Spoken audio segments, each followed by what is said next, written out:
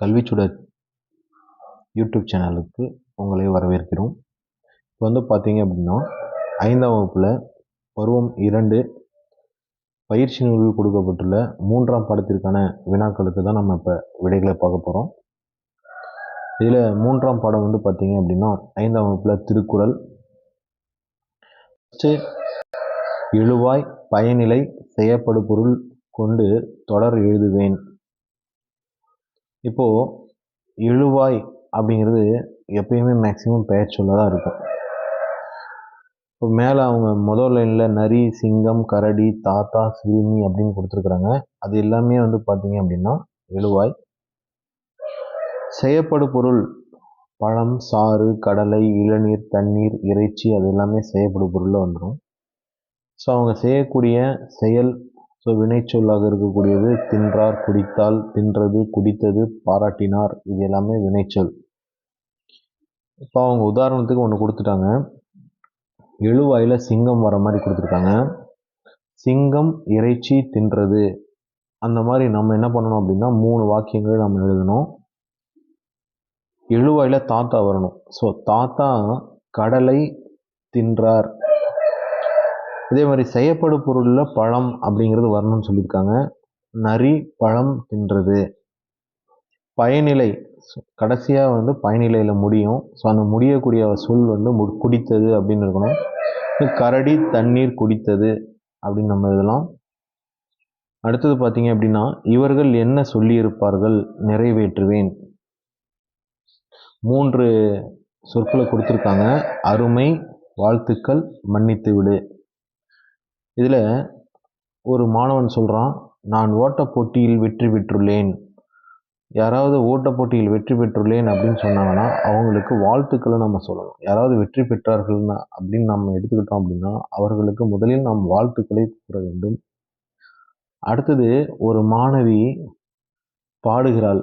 இந்த பாடல் எவ்வாறு உள்ளது அப்படின்னு அவங்க கேட்கும்போது அருமை, அவர்களை ஊக்குவிக்கக்கூடியதாக இருக்க வேண்டும். அருமை அப்படின்னு நம்ம சொல்கிறோம். அடுத்தது தவறு விட்டாயே அப்படின்னு நம்ம சொல்கிறோம். அதுக்கு மன்னித்து விடு, தெரியாமல் செய்த தவறு, அதனால் மன்னித்து விடு. சரி, அடுத்தது என்ன செய்வாய், எப்படி செய்வாய். தோழியின் வீட்டிற்கு சென்று புத்தகம் வாங்கி வர வேண்டும். தனியே செல்ல பயமாக உள்ளது, என்ன செய்வாய். ஸோ இதில் பார்த்தீங்க அப்படின்னா உங்களுடைய சாய்ஸ் தான். நண்பரை வாங்கி வர சொல்வேன், நண்பரை துணைக்கு அழைத்து செல்வேன், தோழியை எடுத்து வரும்படி அலைபேசியில் கூறுவேன். இதில் நண்பரை துணைக்கு அழைத்து செல்வேன் அப்படிங்கிறத நம்ம யூஸ் பண்ணலாம். அடுத்தது பாருங்கள், பள்ளியில் சுண்ணக்கட்டி எட்டாத உயரத்தில் உள்ளது, எப்படி உதவி கேட்பாய். நீதான் எடுத்து தர வேண்டும், தயவு செய்து எடுத்து தருகிறாயா இல்லையா. நீதான் எடுத்து தர வேண்டும் அப்படிங்கிறது நம்ம சொல்லக்கூடாது.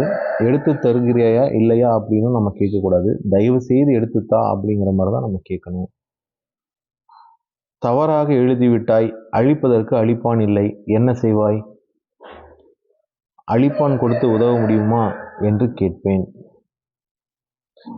ஸோ நம்ம கேட்கக்கூடியது என்ன அப்படின்னா அழிப்பான் கொடுத்து உதவ முடியுமா அப்படிங்கிறது நம்ம கேட்கலாம். அடுத்தது பொருத்தமானதை இணைப்பேன். பணப்பை ஒன்று கீழே கிடந்து இருக்கிறது, என்ன செய்யலாம். உரியவரிடம் சேர்த்து காவல் நிலையத்தில் கொடுக்கலாம் அப்படின்னு அந்த பொண்ணு சொல்கிறான். ஸோ அவருடைய பண்பு அப்படிங்கிறது நேர்மை சிறந்த பண்பு அப்படிங்கிறத விளக்குது. அடுத்தது ஒருத்தர் கேட்குறாரு, நம் ஊரில் நூலகம் அமைக்க உங்களால் முடிந்த உதவியை செய்யுங்கள். ஒரு செல்வந்தர்கிட்ட கேட்குறாங்க. இது போன்ற வீண் வேலைகளுக்கெல்லாம் நான் உதவ மாட்டேன் அப்படின்னு சொல்கிறார். அது செல்வம் இருக்குது, ஆனால் அவருக்கு உதவுறதுக்கு மனசு இல்லை. அதுதான் என்ன சொல்கிறாங்க அப்படின்னா பண்பு இல்லாதவன் பெற்ற பெருஞ்செல்வம் வீணாகும் அப்படின்ற இது சொல்கிறாங்க. அடுத்தது எனக்கு முதலில் கொடுங்கள், நீ படித்திருக்கிறாய், ஆனாலும் வரிசையில் வராமல் குறுக்கே வருகிறாயே, படித்து என்ன பயன் அப்படிங்கிற மாதிரி தான். ஸோ அறிவு மட்டும் போதாது, பண்பும் வேண்டும். ஏன்னா முதியவர்கள் எல்லாம் வரிசையில் நிற்கிறாங்க, மற்றவர்கள் இதற்கு முன்னாடி வந்தவங்கலாம் வரிசையில் நிற்காங்க. ஸோ படித்து அறிவு இருந்து மட்டும் என்ன பிரயோஜனம் அப்படிங்கிற மாதிரி தான் இந்த இடத்துல அறிவு மட்டும் போதாது, பண்பும் வேண்டும் அப்படின்றாங்க. அடுத்தது மாமா அந்த தாத்தாவுக்கு நீங்கள் போர்வை இதில் வந்து பார்த்தீங்கன்னா இதில் அமர்ந்து கொள்ளுங்கள் அப்படின்னு சொல்லுவார். மாமா அந்த தாத்தாவுக்கு நீங்கள் போர்வை தந்தீர்கள், தாத்தா இன்னொருவருக்கு உதவி செய்து கொண்டிருக்கிறார். ஸோ நம்ம ஒருத்தருக்கு உதவி செஞ்சோம், அவர் இன்னொருத்தருக்கு உதவி செய்கிறார். அந்த பண்பு அப்படிங்கிறது நல்ல செயல்களால் உலகம் இயங்குகிறது. ஸோ இது நார்மலாக நம்ம பார்த்தோம் அப்படின்னா ஒரு கோடு போட்டு நம்ம போயிட்டே இருந்துடலாம். ஆனால் அந்த கோடு போட்டாலும் அதில் இருக்கக்கூடிய அர்த்தங்களை நம்ம படித்து நம்ம புரிஞ்சுக்கிட்டு இது பயன்படுத்தும் போது நம்ம வாழ்க்கையிலையும் பயன்படுத்தும் போது ரொம்ப பயனுள்ளதாக இருக்கும். சூழலை படிப்பேன், விடையை தொடரில் எழுதுவேன். உனக்கு பிறந்தநாள் பரிசாக தோழி புத்தகம் தருகிறாள், அப்போது நீ என்ன செய்வாய்? நன்றி சொல்வேன். உன் அம்மாவுடன் கண்காட்சிக்கு செல்கிறாய், அப்போது அம்மாவின் நண்பரை பார்க்கிறாய், பார்த்தவுடன் நீ என்ன சொல்வாய்? நீங்கள் நலமா அப்படி கேட்கலாம். அல்லது அவர் கண்காட்சியை பார்த்துவிட்டு வந்திருந்தால் கண்காட்சி எப்படி இருந்தது அப்படின்னு கேட்கலாம். அடுத்ததாக, உன் நண்பர் உடல்நிலை சரியில்லாமல் மருத்துவமனைக்கு சென்று வந்துள்ளார், உடல்நிலை சரியாக 4 நாட்கள் ஆகும் என்று மருத்துவர் கூறியுள்ளார். நண்பர் கவலையாக உள்ளார், நீ நண்பருக்கு என்ன கூறுவாய்? உன்னுடைய நண்பர் உடல்நலம் சரியில்லாத பொழுது நீ எப்படி ஆறுதல் கூறுவாய்? கவலைப்படாதே, சீக்கிரம் நலம் பெறுவாய்.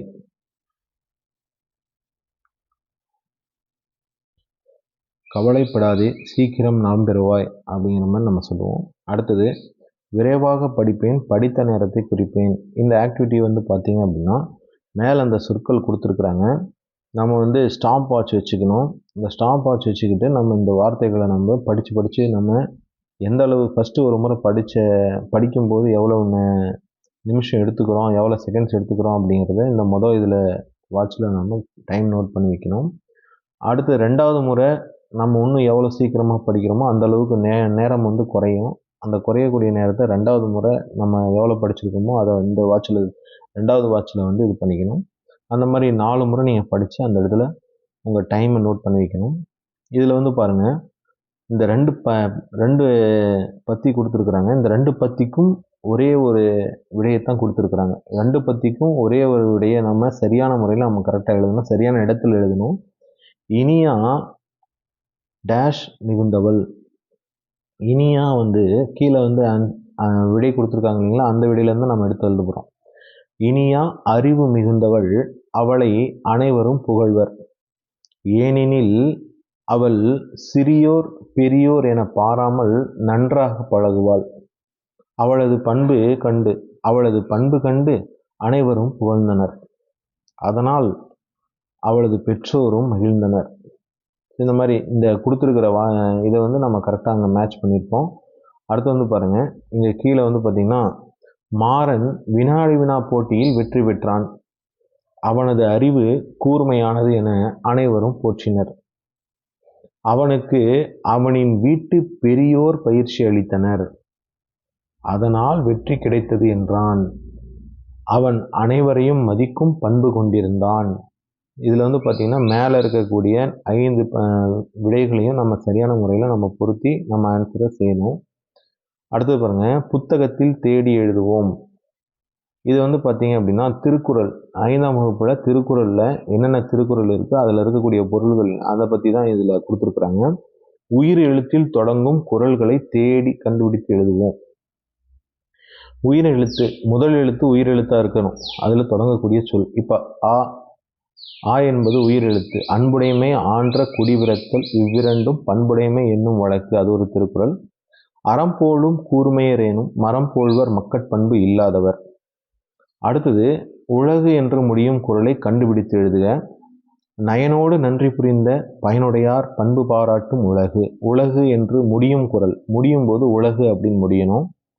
அடுத்தது, மரம் போன்றவர் என்ற பொருள் இடம்பெறும் திருக்குறளை எழுதுக. திருக்குறள் தான் கேட்குறாங்க. அறம் போலும் கூர்மையரேனும் மரம் போல்வர், இந்த இடத்துல பார்த்தீங்கன்னா மரம் போல்வர் அப்படியே மரம் போன்றவர், மக்கட்பண்பு இல்லாதவர். அடுத்தது, பண்பில்லான் பெற்ற செல்வம் எதற்கு ஒப்பாகும் என்பதனை எடுத்து எழுதுக. பண்பு இல்லாதவன் பெற்ற பெருஞ்செல்வமானது தூய்மையற்ற பாத்திரத்தின் தன்மையால் நல்ல பால் திரிவது போன்றதாகும். அதுக்கான விளக்கத்தை நம்ம எழுதிட்டோம். அடுத்தது பாருங்கள், நாங்களே படிப்போம் எழுதுவோம். இது வந்து மாணவர்கள் தங்களுடைய சுயமாக உங்களுக்கு என்ன தோணுதோ அதை நீங்கள் எழுதலாம். ஸோ இந்த இடத்துல நாம் எழுதியிருக்கோம், அன்பு காட்டி மகிழலாம், வெறுப்பை நீக்கி மகிழலாம், இன்சொல் பேசி மகிழலாம், வன்சொல் நீக்கி மகிழலாம், நல்லவை செய்து மகிழலாம், தீயவை நீக்கி மகிழலாம், உண்மை பேசி மகிழலாம், பொய்மை நீக்கி மகிழலாம், சுறுசுறுப்பாக விளையாடி மகிழலாம், சோம்பல் போக்கி மகிழலாம். இதில் வந்து பார்த்திங்கன்னா எல்லாமே வந்து எதிர்ச்சொற்களை பயன்படுத்தியிருக்கிறாங்க. அன்பு, வெறுப்பு, இன்சொல், வன்சொல், நல்லவை, தீயவை, உண்மை, பொய்மை, சுறுசுறுப்பு, சோம்பல் இதெல்லாமே கொடுத்துருக்குறாங்க. வெறும் இந்த பாட்டை வந்து நம்ம பாட்டாக மட்டும் நம்ம எடுத்துக்காமல் அதில் என்னென்ன சொற்களை நம்ம பயன்படுத்தியிருக்காங்க அப்படிங்கிறத நம்ம தெரிஞ்சுக்கிட்டோம் அப்படின்னா இன்னும் நமக்கு அந்த சொற்கள் வந்து நமக்கு பயனுள்ளதாக இருக்கும். அடுத்தது, விடுபட்டதை எடுத்து எழுதுவேன். 4 விடைகளை கொடுத்துருக்குறாங்க. ஸோ ஏர் உழுதல், எரு இடுதல், விதை விதைத்தல், தண்ணீர் பாய்ச்சுதல். ஸோ விதை விதைத்தல் அப்படிங்கிற விடையை நம்ம எழுதணும். அடுத்தது, நெல் அறுத்தல், வண்டியில் ஏற்றுதல், ஆலையில் அரைத்தல், அரிசி கிடைத்தல். இது எல்லாமே நம்ம செய்தோம் அப்படின்னா நமக்கு கடைசியாக அரிசி கிடைக்கும். அதுதான் நம்ம இங்கே விடையாக இருக்குது. அடுத்தது, சிறுவர் பக்கம். உரையாடலை படிப்பேன், விடையளிப்பேன். முதல்ல நம்ம எந்த ஒரு வினாக்களுக்கு விடையளிக்கிறதா இருந்தாலும் அதுக்கு மேலே என்ன கேட்டிருக்கிறாங்க, அந்த வினாவில் முக்கியமாக என்ன கொடுத்துருக்குறாங்களோ அப்படிங்கிறத படித்து பார்த்துட்டு தான் நம்ம அதுக்கு கீழே நம்ம ஆன்சர் பண்ணணும். எடுத்த உடனே நம்ம கீழே அந்த இதுக்கு போயிடக்கூடாது. இப்போ என்ன கேட்டிருக்காங்க அப்படின்னா, உரையாடலை படிப்பேன், விடையளிப்பேன். சிறுவர் பக்கம். என்ன சாப்பிடுகிறாய்? நான் பழைய சோறும் வெங்காயமும் சாப்பிடுகிறேன். ஏன் வெங்காயம் சேர்த்து சாப்பிடுகிறாய்? பழைய சோற்றுக்கு வெங்காயம் சேர்த்து சாப்பிட்டால் கூடுதல் சுவையாக இருக்கும் தெரியுமா? ஓ, பழைய சோறு அவ்வளவு சுவையா? சுவையுடன் உடலுக்கு நல்லது, உனக்கும் தருகிறேன் சாப்பிடு. சுவையாகத்தான் இருக்கிறது. உன் அன்பிற்கு மிகவும் நன்றி. இந்த பத்தியை நம்ம படிக்கும்போது எதை பற்றி நம்ம சொல்லியிருக்காங்க அப்படிங்கிறது நம்ம படிக்கும்போதே புரிஞ்சுக்கலாம். இந்த பத்தியில் வந்து பழைய சோற்றை பற்றியும் அதில் சேர்த்துக்கிற வெங்காயத்தை பற்றியும் சொல்லியிருக்கிறாங்க. அதை வச்சு தான் வினாக்கள் கேட்டிருக்கிறாங்க. துருவன் பழைய சோற்றுடன் எதை சேர்த்து சாப்பிட்டான்? 3 விடைகளை கொடுத்துருக்காங்க. மிளகாய், வெங்காயம், துவையல். இதில் வந்து பார்த்தீங்கன்னா வெங்காயம் அப்படிங்கிறது சரியான பதில். உரையாடல் எதை பற்றி கூறுகிறது? உரையாடல் எதை பற்றி கூறுகிறது? தயிர் சோறு, எலுமிச்சை சோறு, பழைய சோறு. இதில் வந்து பழைய சோறு அப்படிங்கிறது நமக்கு தெரியும். உனக்கு தெரிந்த உணவை பற்றி 2 தொடர்களை எழுதுக. எனக்கு பிடித்தது இட்லி, நீராவியில் வேக வைப்பதால் உடலுக்கு ஆரோக்கியத்தை தருகிறது அப்படிங்கிறத நம்ம எழுதியிருக்கோம். உங்களுக்கு என்ன உணவு பிடிக்குதோ அந்த உணவை பற்றி நீங்கள் உங்களுடைய சொந்த கருத்துக்களை நீங்கள் எழுதலாம். அடுத்தது, படிப்பேன், உரிய இடத்தில் எடுத்து எழுதுவேன். முதல்ல படிக்கணும். இந்த மேலே இருக்கக்கூடிய 5 கட்டங்களில் இருக்கக்கூடிய வாக்கியங்களை படிக்கணும். படிச்சுட்டு கீழே ஒரு படத்தில் கொடுத்துருப்பாங்க. ஸோ இந்த மாதிரி. ஸோ அங்கே நம்ம இந்த கரெக்டான இந்த ஆன்சரை நம்ம எழுதணும்.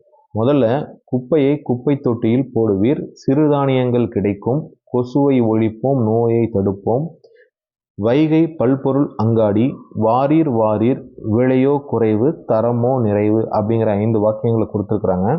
இது 5ம் எங்கே சரியான முறையில் பொருந்துது அப்படிங்கிறது பார்க்க போகிறோம்.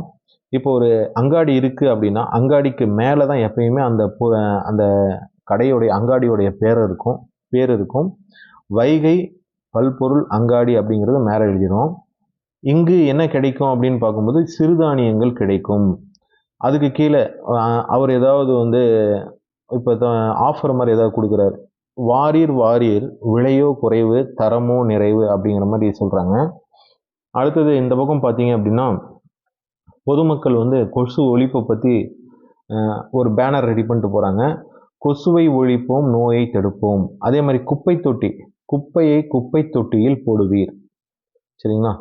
அடுத்தது, படிப்பேன், உரிய இடங்களில் தொடர்களை எடுத்து எழுதுவேன். இந்த பத்தியை நம்ம படிக்கணும். படிச்சுட்டு அதை சரியான முறையில் நம்ம கீழே பதில் எழுதணும். இதில் பாருங்கள், அந்த பத்தியை படித்து பார்த்தீங்க அப்படின்னா இந்த கீழே 3 ஆன்சர் நம்ம எழுதியிருக்கோம் பார்த்தீங்களா? இது எல்லாமே வந்து அந்த இடத்துல மேட்ச் ஆகும். இப்போ வந்து பார்த்தீங்கன்னா இதில் மகிழ்மாறன் தனது அப்பாவுடன் இருசக்கர வாகனத்தில் தனது செல்ல நாய்க்குட்டிக்கு உணவு வாங்கச் சென்றான். செல்லும் வழியில் வண்ண வண்ண காலனி வாங்க ஓடி வாருங்கள் என்ற விளம்பர வரிகளை படித்தான். மேலும் அருகில் சாலை பணிகள் நடைபெறுகின்றது, இடதுபுறம் திரும்புக என எழுதப்பட்டிருப்பதை படித்து அப்பாவிடம் கூறினான். இடதுபுறம் திரும்பியதும் பாதுகாப்போம் பாதுகாப்போம், நீர்நிலைகளை பாதுகாப்போம் என ஓர் அணியினர் முழக்கமிட்டு கொண்டே வந்தனர். அந்த சத்தத்தோடு குட்டி நாயின் சத்தமும் மகிழ்மாறனின் காதில் ஒலித்தது. அருகிலேயே அவன் தேடிய செல்லப் பிராணிகளின் கடையை கண்டதும் மகிழ்மாறனின் மகிழ்ச்சிக்கு எல்லையே இல்லை. அப்பா, நாம் தேடிய கடை இதோ வந்துவிட்டது என்று வண்டியில் இருந்து குதிக்க தயாரானான். அப்பா, வண்டி நின்றபின் மெதுவாக இறங்கு மகிழ்மாறா என்றார். இப்போது அந்த கடைக்கு முன்னாடி நம்ம என்ன வச்சுருக்கோம் அப்படின்னா, வண்ண வண்ண காலனி வாங்க ஓடி வாருங்கள் அப்படிங்கிறத நம்ம இங்கே வச்சுருக்கோம். அடுத்தது அந்த சாலையில் வந்து செல்லக்கூடாது, அது சாலை பணிகள், அருகில் சாலை பணிகள் நடைபெறுகின்றது, இடதுபுறம் திரும்புக அப்படிங்கிற மாதிரி தான் அங்கே இருக்குது.